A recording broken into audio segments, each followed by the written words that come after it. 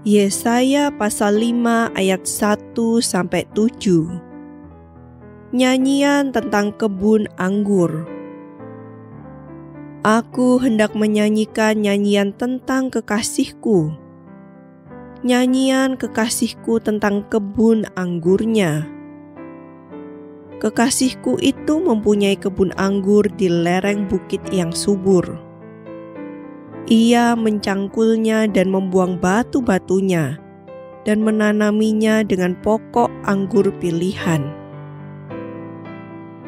Ia mendirikan sebuah menara jaga di tengah-tengahnya, dan menggali lubang tempat memeras anggur. Lalu dinantinya supaya kebun itu menghasilkan buah anggur yang baik. Tetapi yang dihasilkannya ialah buah anggur yang asam. Maka sekarang, hai penduduk Yerusalem dan orang Yehuda, adililah antara aku dan kebun anggurku itu. Apatah lagi yang harus diperbuat untuk kebun anggurku itu yang belum kuperbuat kepadanya? Aku menanti supaya dihasilkannya buah anggur yang baik. Mengapa yang dihasilkannya hanya buah anggur yang asam? Maka sekarang, aku mau memberitahukan kepadamu apa yang hendak kulakukan kepada kebun anggurku itu. Aku akan menebang pagar durinya, sehingga kebun itu dimakan habis, dan melanda temboknya, sehingga kebun itu diinjak-injak. Aku akan membuatnya ditumbuhi semak-semak, tidak dirantingi dan tidak disiangi, sehingga tumbuh putri malu dan rumput. Aku akan memerintahkan awan-awan, supaya jangan diturunkannya hujan ke atasnya. Sebab kebun anggur Tuhan semesta alam ialah kaum Israel. Dan orang Yehuda ialah tanam-tanaman kegemarannya. Dinantinya keadilan, tetapi hanya ada kelaliman. Dinantinya kebenaran, tetapi hanya ada keonaran. Ayat 8-24. Peringatan tentang pelbagai keburukan.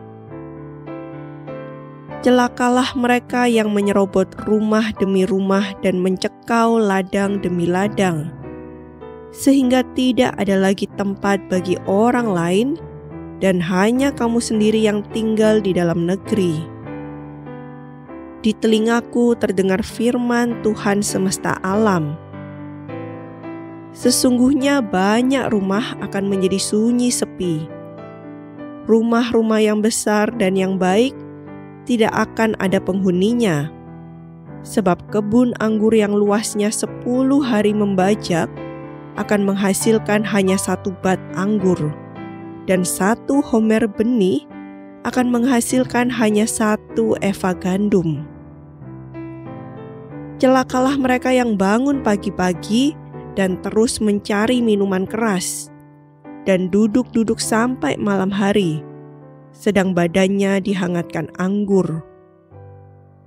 Kecapi dan gambus, rebana dan suling, serta anggur terdapat dalam perjamuan-perjamuan mereka. Tetapi perbuatan Tuhan tidak dipandangnya, dan pekerjaan Tuhan tidak dilihatnya. Sebab itu umatku harus pergi ke dalam pembuangan, oleh sebab mereka tidak mengerti apa-apa. Orang-orang yang mulia akan mati kelaparan, dan khalayak ramai akan menderita kehausan. Sebab itu dunia orang mati akan membuka kerongkongannya lapang-lapang, dan akan mengangakkan mulutnya lebar-lebar dengan tiada terhingga, sehingga lenyap ke dalamnya segala kesemarakan dan keramaian Yerusalem, segala kegaduhannya dan orang-orang yang bersukaria di kota itu. maka manusia akan ditundukkan dan orang akan direndahkan. Ya, orang-orang sombong akan direndahkan.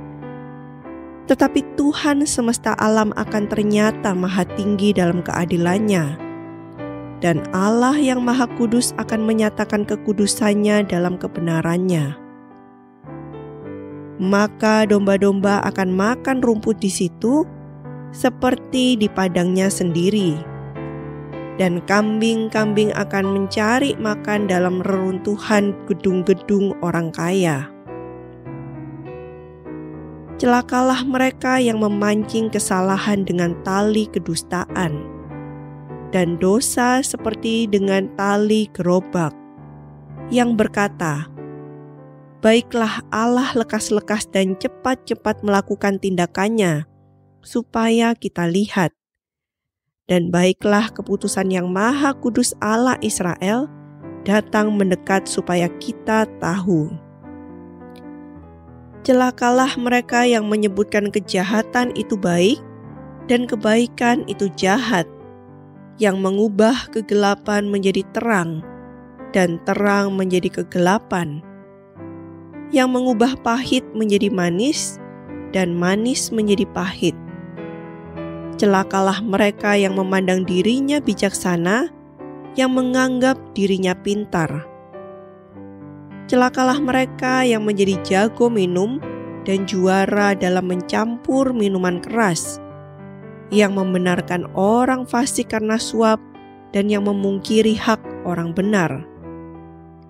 Sebab itu seperti lidah api memakan jerami, dan seperti rumput kering habis lenyap dalam nyala api. Demikian akar-akar mereka akan menjadi busuk, dan kuntumnya akan berterbangan seperti abu. Oleh karena mereka telah menolak pengajaran Tuhan semesta alam, dan menista firman yang maha kudus Allah Israel. Ayat 25-30. Bangsa asing sebagai alat murka Tuhan. Sebab itu bangkitlah murka Tuhan terhadap umat-Nya. Diacungkannya tangannya terhadap mereka dan dipukulnya mereka.